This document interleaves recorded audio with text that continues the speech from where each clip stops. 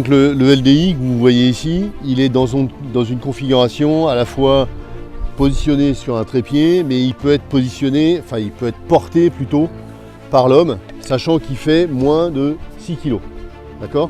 Et pour permettre l'appui sur un support, donc ça peut être un mur, un muret, le toit d'un véhicule, etc., nous avons intégré un bipied télescopique qui se fixe sur le rail qui est ici au standard OTAN, sur lequel on peut mettre tout un tas d'accessoires. Le LDI, il est dans sa configuration trépied pour pouvoir être utilisé soit à partir d'une embarcation de patrouille, de sécurité pour la protection des bases, des ports.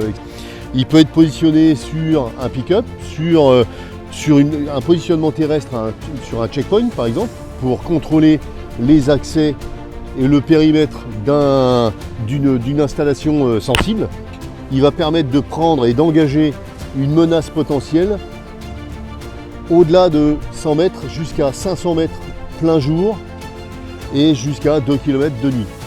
Donc il va être capable de générer un spot qui est particulièrement contraignant. Un homme, un groupe de personnes ou un véhicule sera totalement pris en compte par le laser.